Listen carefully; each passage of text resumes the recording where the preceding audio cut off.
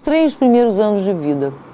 Aí está, se a gente considerar a concepção, quer dizer, 9 meses antes da concepção, na verdade, porque hoje já se sabe que muitos dos problemas que existem na vida de uma pessoa, se você buscar o que estava acontecendo 9 meses antes do seu pai ou da sua mãe te conceber, você pode encontrar, às vezes, ou uma grande fixação que você tenha, ou até uma grande vocação que você tenha. Na verdade, você pode encontrar resposta por problemas e até obsessões que você tenha, que está lá, 9 meses antes da concepção.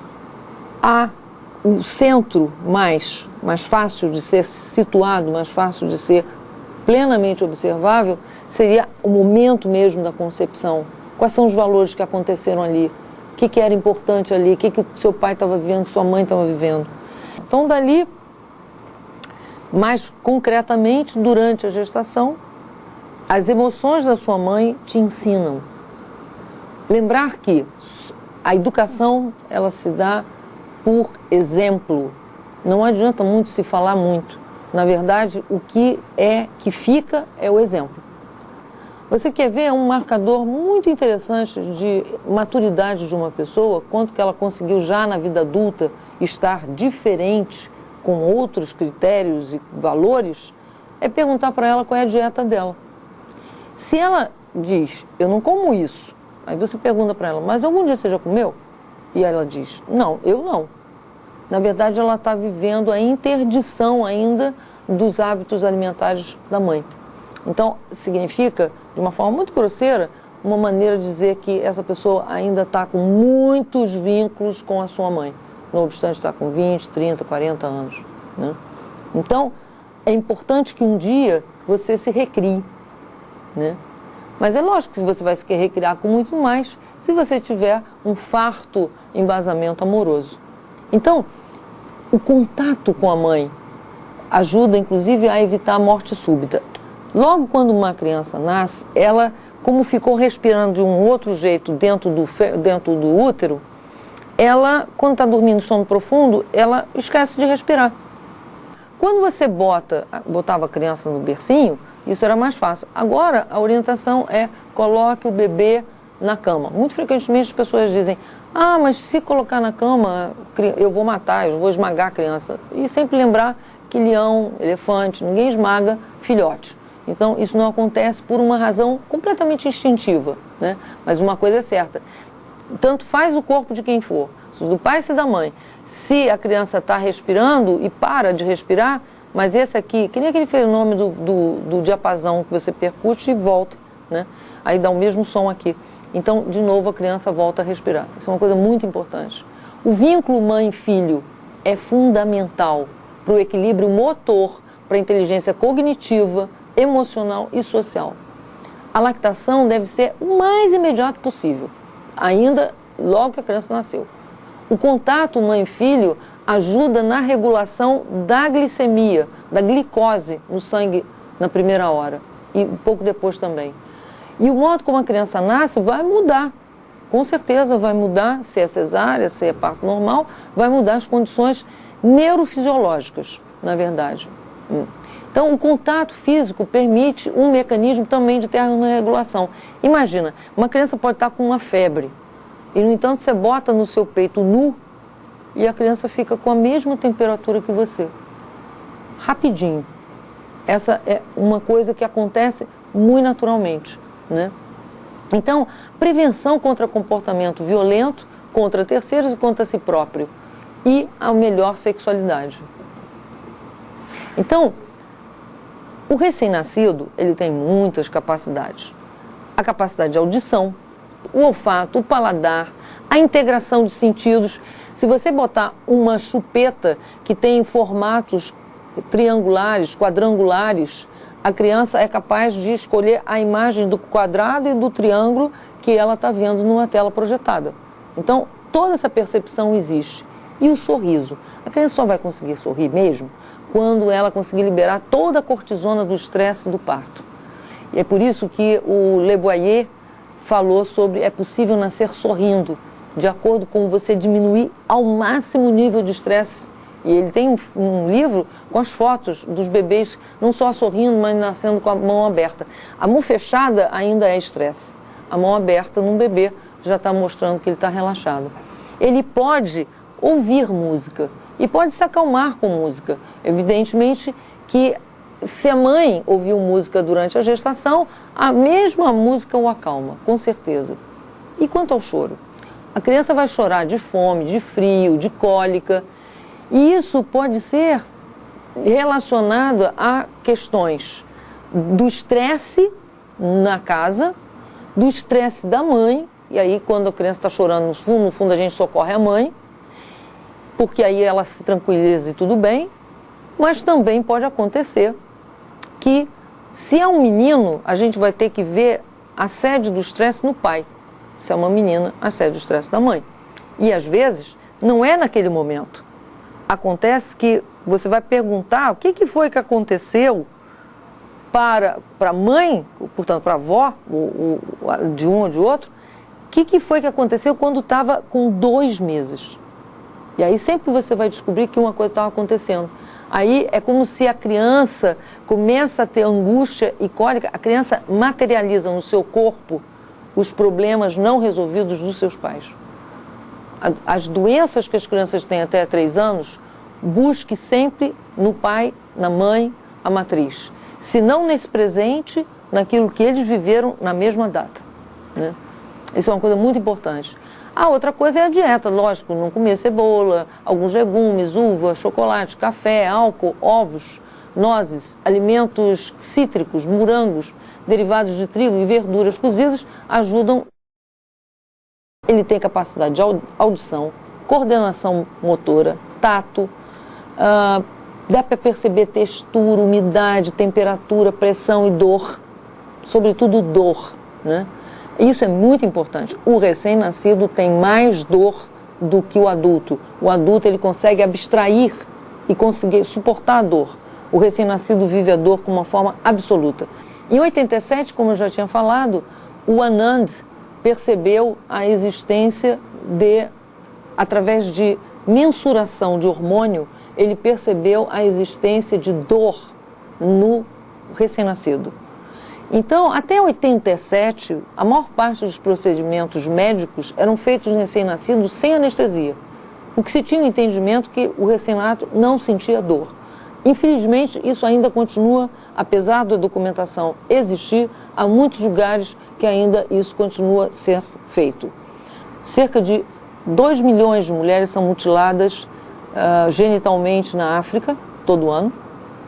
A ONU já propôs que todos os estados em 1959, depois uma ratificação em 89, não deverão ter práticas efetivas e apropriadas com uma visão para abolir práticas tradicionais prejudiciais à saúde da criança.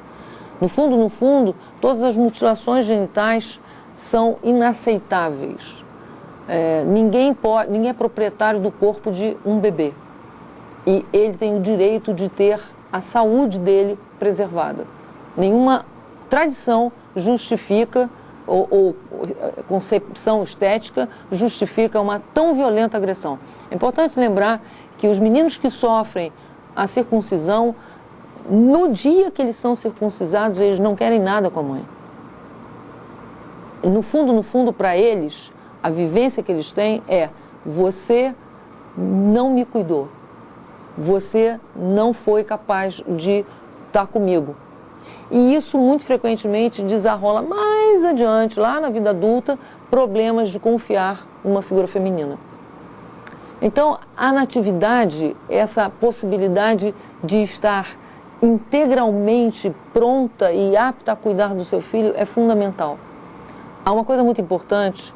O Baum trabalhou muito nessa noção de que quando uma criança experimenta a separação, primeiro ela protesta, daqui a pouco ela entra em desespero e depois ela desvincula e deprime. Então, essa é a cadência, a sequência de eventos. Então, muito frequentemente, quando você bota uma criança numa creche, exatamente, primeira coisa, ela berra, grita, né? Depois ela fica desesperada, depois ela fica apática. E aí vem a infecção respiratória. Né? E, na verdade, muitas vezes se diz, não, é porque foi para a creche. Até parece que criança que está na creche, e a criança é saquinho de bactéria, porque só dessa maneira que se poderia explicar por que esse mecanismo. Na verdade, já existe uma nova medicina, criada na Alemanha, que consegue compreender por que esse mecanismo existe. Né? Existe um neurocientista importante, o Prescott, que ele desafiou o governo americano a mostrar, dentro das suas penitenciárias, um sujeito que tivesse feito um crime hediondo e que tivesse sido amamentado por 9 meses. Né? Então, na verdade, a situação de marasmo, por exemplo, era uma patologia que era patologia entendida no berçário nos Estados Unidos. Matava 100% das crianças. É porque ninguém estava nem aí para as crianças. Aí veio um pediatra, o Brenneman, ele vai e diz assim, olha, vamos fazer o seguinte, as enfermeiras, segura um pouquinho os bebês, só de vez em quando. Tudo bem. E aí 10% das crianças pararam de morrer. Né? Então, o contato é vital. Então, esse vínculo, esse amor, às vezes as pessoas dizem, você está mimando seu filho. Olha, amor nunca é demais. Amor nunca é demais. A situação desviante é não dar amor. Né? Então, o trauma do relacionamento com o cuidador. E se o cuidador é um destemperado? E se o cuidador é um abusador? A criança vai ficar completamente desregulada. Ela vai perder as noções de referência. Né? As pesquisas de neurobiologia demonstram que tanto a apatia, portanto, a depressão pós-parto, quanto, portanto, a separação mesmo, quanto o abuso, tem 3 áreas no cérebro, lobo frontal, a amígdala, lobo occipital, relacionadas com a inteligência emocional, a inteligência social. E aqui que controla o impulso agressivo. Então, o que acontece? Quando existe abuso, no período primeiro ano especialmente, de formação desse cérebro, estruturação desse cérebro, essa pessoa na vida adulta não vai conseguir ter controle sobre a agressividade, vai ter umas reações de curto-circuito e pode cometer até crime. Então, essa síndrome chamada da privação materno-social, né? É uma síndrome do cérebro dissociativo. A pessoa tem tendência à depressão, alienação, raiva, violência e dependência química. Um neurocientista importante, o Ledoux, ele fala que os bebês com menos de 2 anos, eles não têm uma linguagem estruturada. Então, eles não têm condição de metabolizar a violência que eles sofrem. Então, para o desenvolvimento da inteligência cognitiva, emocional e sensorial, muito carinho e brincadeira. A maturação antes do tempo pode ser provocada por estimulação dos pais, preocupados com acelerar o desenvolvimento dos seus filhos para que eles consigam competir no mercado de vida. Né? Só que, se você acelerar os processos que vão acontecer antes dos 3 anos, você programa uma puberdade mais cedo. Só que essa puberdade mais cedo, a criança não está madura para suportar as mudanças físicas, nem tampouco as mudanças emocionais que vão aparecer. Então, na primeira fase, no primeiro ano, a criança vai tentar, de alguma maneira, vencer a gravidade. E colocar... Vocês já devem ter visto criança começando a andar e ela vai com a cabeça para frente e ela corre como se ela pudesse correr para segurar a cabeça. Né? Mas, na verdade, ela corre muito destemperadamente. Na verdade, ela está tentando se entender com a gravidade e com o espaço. Isso acontece até o primeiro ano de vida. Durante todo o segundo ano de vida, ela começa a balbuciar, e até o final do segundo ano de vida, ela já tem uma linguagem, uma fala de uns 500 vocábulos. E até o terceiro, ela começou a pensar. O que hoje em dia acontece é a exigência de que as crianças façam as coisas antes do tempo. Então, só que quando a criança fez a estruturação direitinha do andar, do falar e do pensar, agora ela pôde estruturar a memória. Então é muito importante entender, a criança até 3 anos não tem uma memória estruturada. Não significa que situações não acontecem que ela fique com a memória celular ou inconsciente, mas memória consciente não tem. Pais amorosos educam as crianças para serem amorosas.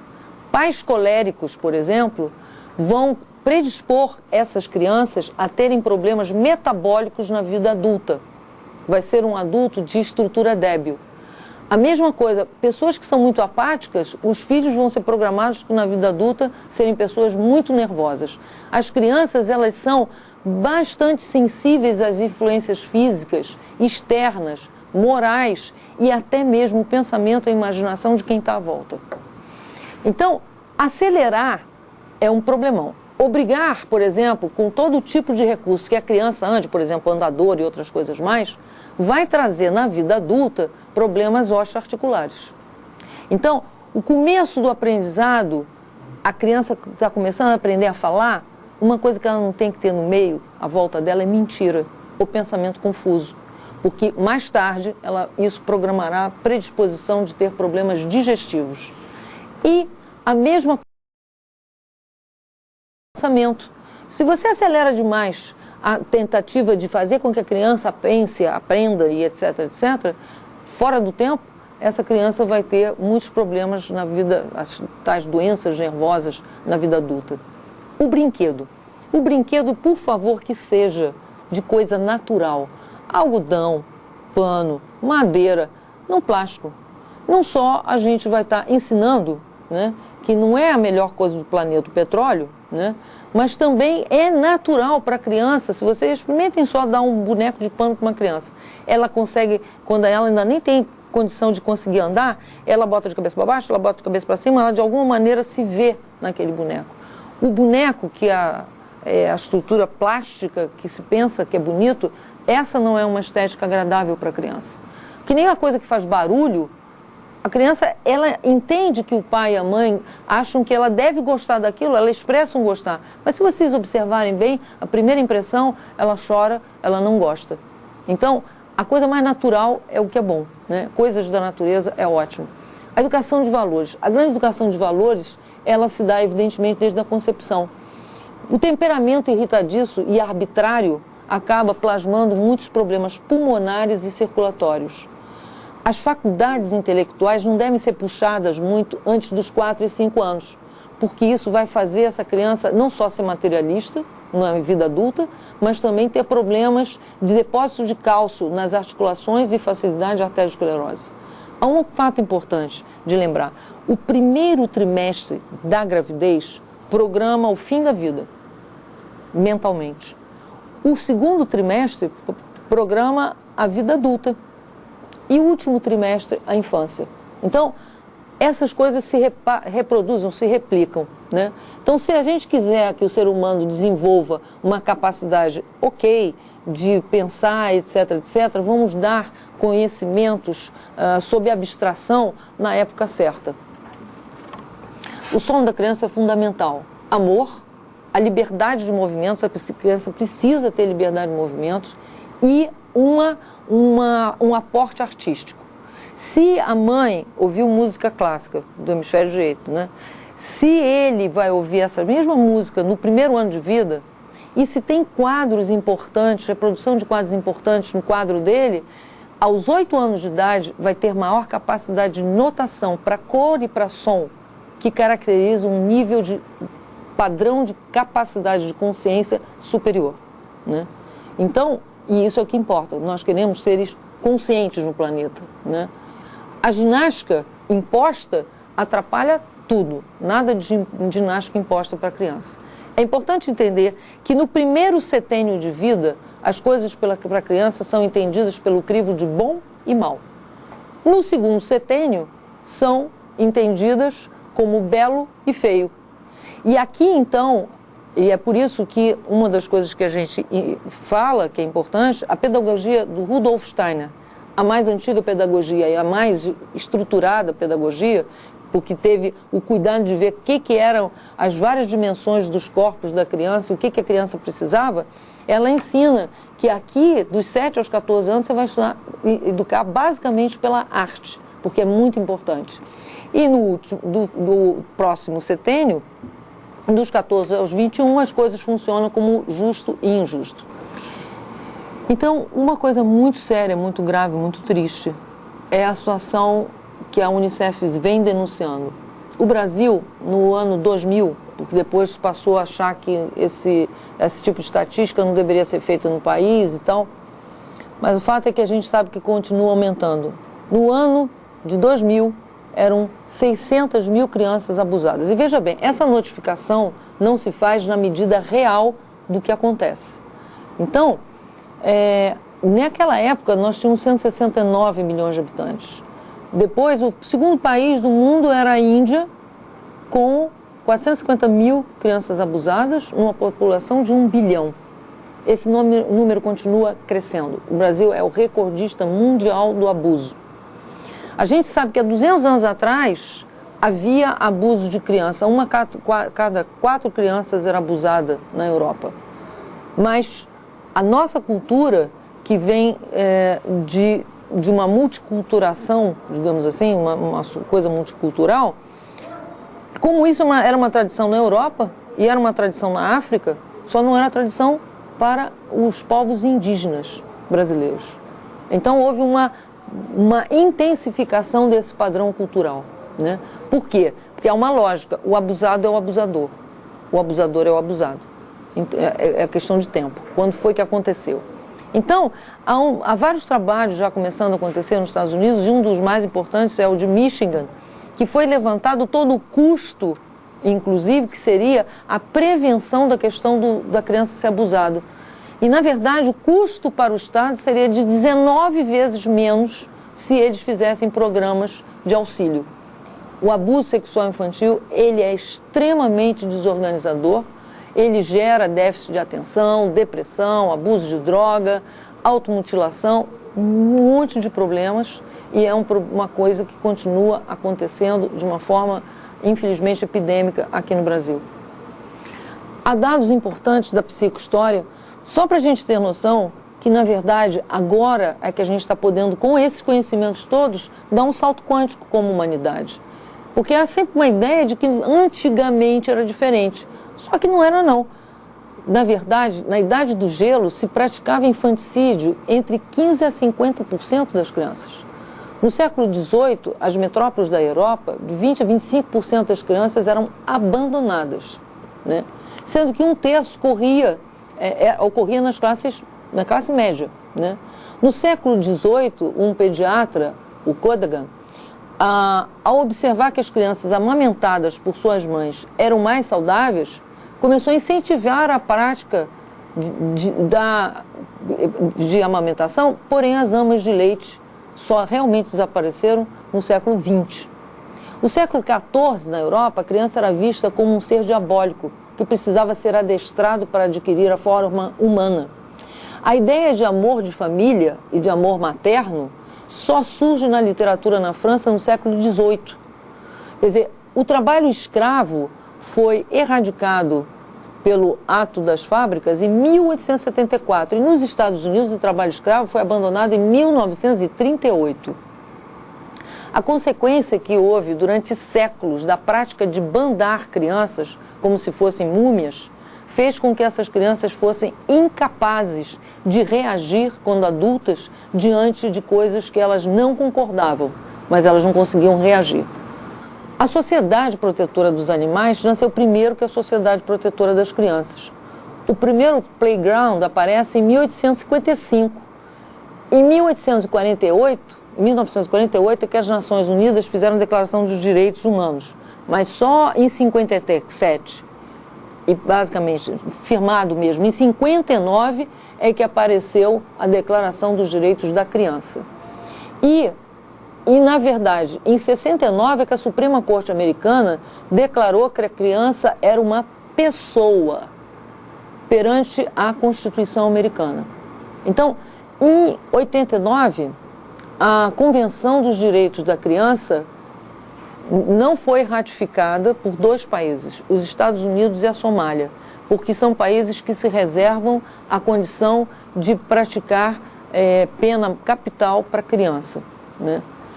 Um estudo, quer dizer, os Estados Unidos não é só não ratificador do protocolo de Kyoto, é também desse outro aí. Então, um estudo verificou que 57% a 90% dos pais americanos espancam os filhos. Talvez agora se compreenda a condição das crianças usando arma. Na verdade, também a condição de amamentação em público é proibida em quase 2/3 dos Estados Unidos. Então, em 79, a Suécia proibiu os castigos físicos. Em 2004, 12 países passaram a proibir. É crime. Então, a Suécia foi o primeiro país do mundo a ter a lei que igualou os salários femininos e masculinos. Isso é um começo de uma situação de equilíbrio para a família mesmo. Há muito tempo, esse país adotou hábitos de cuidado com criança. Há 200 anos, tem um dos mais baixos índices de homicídio do mundo.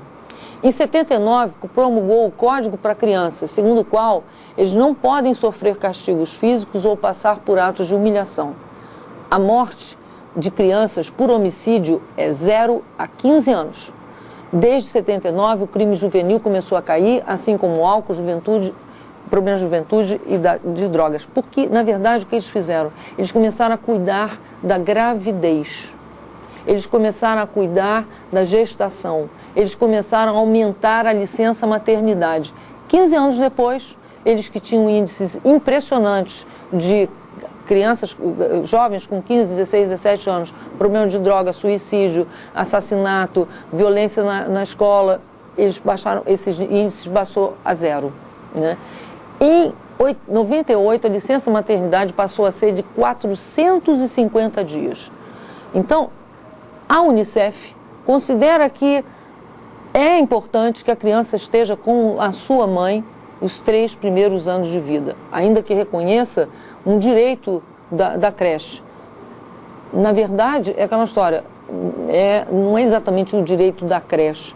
A creche, na verdade, eu vejo como uma imposição dos estados, uma separação que dentro da espécie mamífera humana, porque cada mamífero tem um tempo de ser filhote, né? O elefante são 4 anos, o leão são 2. Nós, na verdade, o nível básico são 3. E separar isso, no fundo, quem ganha com isso? A sociedade, as pessoas não. Mas se vendeu que era bom. É bom para a produção, é bom para o sistema monetário, é bom para o sistema que está aí, mas não é bom para a qualidade de vida, né? O Jung diz, os pais devem estar sempre atentos e cientes que eles são a principal causa de neurose dos filhos. O Jean Paul, um escritor, escreveu, nos 3 primeiros anos o homem aprende muito mais para a vida do que nos 3 anos acadêmicos.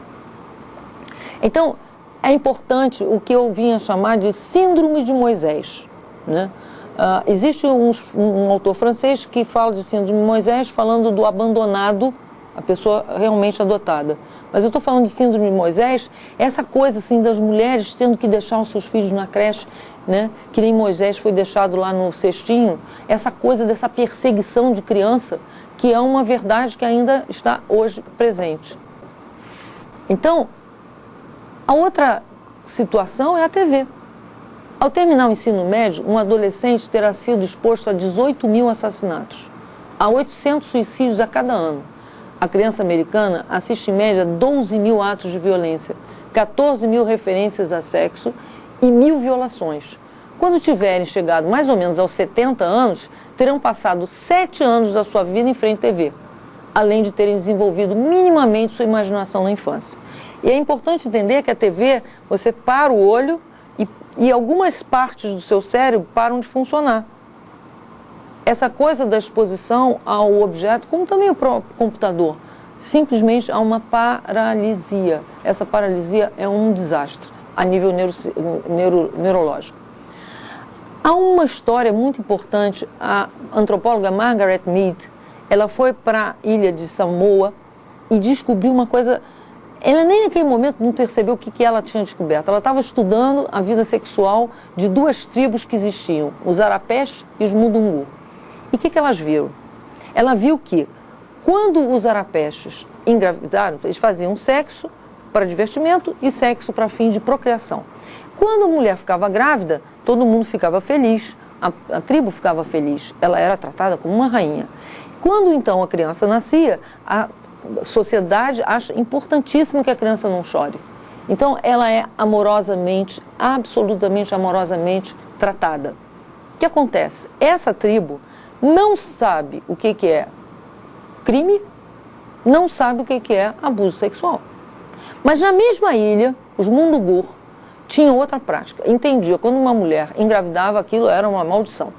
Então a família dela, o marido não ligava mais para ela, a família dela não ligava mais para ela, ninguém liga mais para ela, ela tem um parto sempre normalmente muito doloroso e complicado, ela aleita só para fins de sobrevivência da criança. Conclusão, esta tribo, a prática do abuso sexual é uma constante e eles são canibais. É a mesma ilha e assim é há muitos e muitos séculos. A ideia é maternidade, é contato, é carinho, é afeto, como vocês estão vendo nessa pintura japonesa. E o Botticelli, na verdade, nos informa aí nesse quadro que essa sabedoria aí é a sabedoria do coração, que a criança está compartilhando com a mãe. Então, uma coisa interessante, Jesus ao nascer é perseguido por Herodes, rei da Judéia, e escapa para o Egito guiado por um anjo. Herodes manda massacrar 40.000 crianças. Moisés também é perseguido e salvo. Só que ele fica com a mãe como ama de leite. Krishna é perseguido por Kansa, tirano de Madura, mas escapa por milagre. Tentando matá-lo, milhares de crianças são sacrificadas. E outros mitos, as histórias são exatamente iguais. Ou seja, a perseguição às crianças. E aí eu chamo de síndrome de Moisés, essa coisa que hoje as mulheres são obrigadas, com o coração rasgando, tendo que deixar seu filho na creche por uma questão de sobrevivência. Seria mais razoável uma licença maternidade mais extensa? Então é absolutamente importante que a sociedade se torne consciente que quando um novo membro chega, é para se receber calorosamente. E isso não implica ficar visitando a mãe, a beça, nos primeiros dias de nascimento. Deixa eles curtirem a coisa mais mamífera, aqueles 3 lá. E se tiverem outros filhos também. Mas deixa a intimidade. Mas ao mesmo tempo que a sociedade prepare o caminho, prepare todas as possibilidades de que aquela família viva a intimidade. Tem que existir leis que protejam que um homem, que a mulher está grávida, não pode ser demitido. Tem que existir lei que proteja que um homem, que a mulher está grávida, o sustento dele esteja garantido, porque isso, desequilibrando a ele, desequilibra ela e a família se desequilibra. A sociedade tem que, como nesse quadro, estar de alguma maneira dando condição e proteção para que a família seja a luz. Vocês observam? Essa luz, ela precisa continuar existindo. Na nossa cultura, a gente considera sempre que só a Sagrada Família tem, mas é importante que o conceito de Sagrada Família seja a nossa própria família. E que haja repouso. Nós estamos vivendo um mundo moderno onde as empresas dão um notebook para as pessoas, as empresas adentram com seus celulares as chamadas telefônicas no fim de semana. Não pode ser assim. A criança não pode pedir para a mãe, por favor, no Natal, não trabalha no seu horário de sábado, nem de domingo. Na verdade, seja família. Honre esse momento, honre a doçura, o amor. Amor precisa ser vivido.